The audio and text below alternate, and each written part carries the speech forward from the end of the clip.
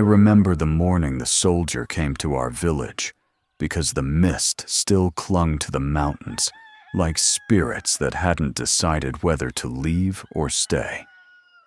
Roosters were crowing, and the air smelled of damp earth and wood smoke.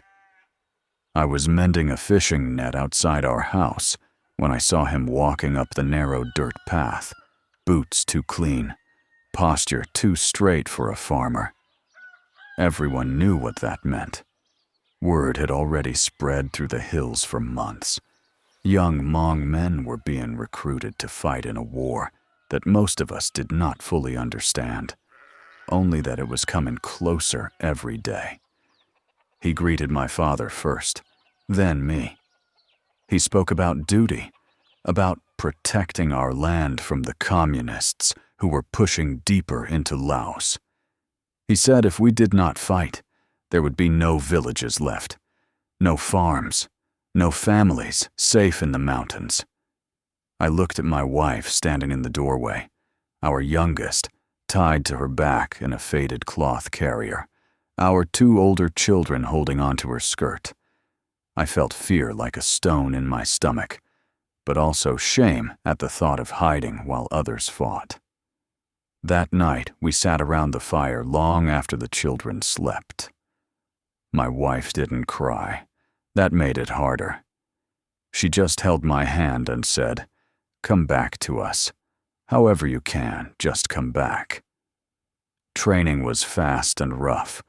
They handed us rifles older than some of the men holding them.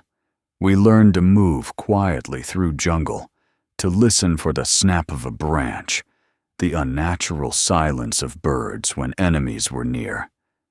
Some of the men joked to hide their fear. Others grew quiet. I carried a small cloth pouch my wife had sewn for me with a bit of thread from each child's clothing inside, so I would always carry part of them. War wasn't like the stories. It was hunger, mud, leeches clinging to your legs, and the constant ache of not knowing if the next step would be your last. Planes roared overhead sometimes, dropping supplies, sometimes dropping fire. We fought in valleys and along ridge lines, move and camp constantly. I saw friends fall. I learned how quickly a laugh could turn into silence. At night, when it was my turn to keep watch, I would look at the stars and try to imagine my family under the same sky. Months turned into years. Letters rarely reached us, but once a messenger came through with news from home. My village had been moved. Too much fighting nearby. Families scattered deeper into the mountains. I felt like the ground had disappeared beneath me. Fighting no longer felt like protection. It felt like chasing something already lost. When the orders finally came that our unit was to disband and retreat, it did not feel like victory or defeat. It felt like exhaustion. I walked back toward where I believed my family might be, guided by memory, rumor, and hope. Villages I passed were burned or empty. Fields were overgrown. I feared I would find nothing but ghosts. I found them at dusk one evening, in a temporary settlement hidden in thick forest. I recognized my wife's voice before I saw her. She was thinner, older in the face, but when she turned and saw me, the years fell away in a single cry. My children stared at me like I was a stranger from a story. The youngest clung to her leg, unsure. I knelt and opened my arms, and slowly they came. We had little time to be happy. Word spread quickly that communist patrols were moving through the region, searching for former soldiers and their families. We all knew what that meant. Staying was no longer an option.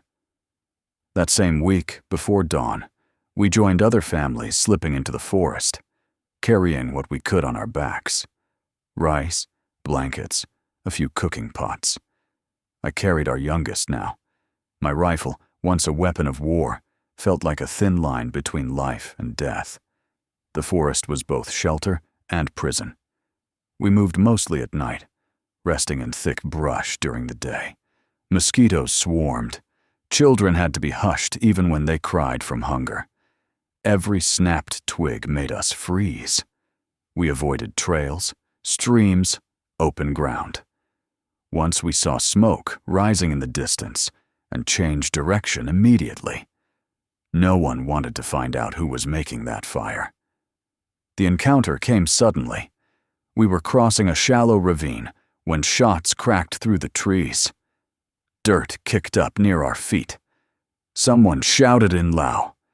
Panic exploded around us. I pushed my family behind a fallen log and returned fire toward the flashes between the trunks. I could hear other men shooting, women screaming, children crying. The air filled with the sharp smell of gunpowder and crushed leaves. It did not last long, though it felt endless. We were not soldiers in formation, just families trying to survive. Our goal was not to win, but to escape. I grabbed my wife's hand, and we ran when the shooting shifted farther upslope. Branches tore at our clothes. My lungs burned. Behind us, more shots, then silence. We did not go back to see who was missing. After that, we traveled even more carefully, avoiding any sign of people. Food ran low. We ate wild leaves, roots, whatever we could find.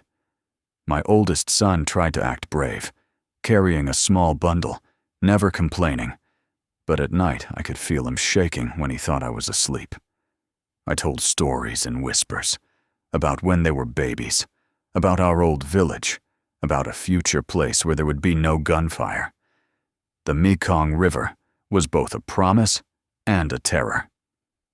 Reaching it meant we had made it across Laos, but crossing it was another danger. Patrols watched the banks. The river itself was wide, current strong. We waited hidden for 2 days, watching, listening. On the third night, under a moon thin as a fingernail, we moved. A small boat, barely more than planks tied together, carried us and another family. We pushed off without speaking. The water slapped softly against the sides. Halfway across, I dared to look back. Laos was a dark line of trees, the mountains rising behind, like shadows of everything we had been. I felt grief so sharp, I had to bite my lip to stay silent. When we reached the Thai side, hands pulled us into tall grass. Refugees who had come before guided us to a camp. Barbed wire, tents, long lines for food. It was not freedom, but it was safety for the first time in years. We registered our names, or the closest spellings officials could manage. Days turned into months there. My children learned bits of Thai, then bits of English from aid workers. My wife helped other women cook and sew. I tried to be useful, fixing things, carrying supplies, anything to keep my hands busy and my mind from wandering back to the jungle. One day our name was called. We had been approved to go to America. I had heard the word before, from soldiers and aid workers, but it felt like a place from the sky, not the earth. The flight was the first time my children had seen the world from above. Clouds looked like mountains of cotton. I held my wife's hand during takeoff the same way I had the night I left for war. America was loud, wide, and strange. Roads like rivers of metal, buildings taller than cliffs. We were placed in a small apartment with white walls and humming heaters. Volunteers showed us how to use stoves, buses, grocery stores. I took factory work first, then later learned new skills. My children went to school, came home speaking words I didn't understand, then taught them to me between laughter. At night, when the apartment was quiet, I sometimes lay awake, listening not for gunfire, but for the soft breathing of my family. I missed the mountains, the smell of rain on jungle leaves, the graves of my ancestors I could no longer visit.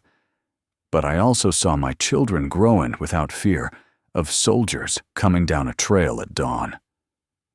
I did not feel like a hero. I felt like a man who had run out of places to stand and kept walking anyway. The war took our home, our land, and many people we loved. But it did not take my family. When my youngest, now tall and strong, asks me why we left, I tell him this: because sometimes survival is the bravest fight of all.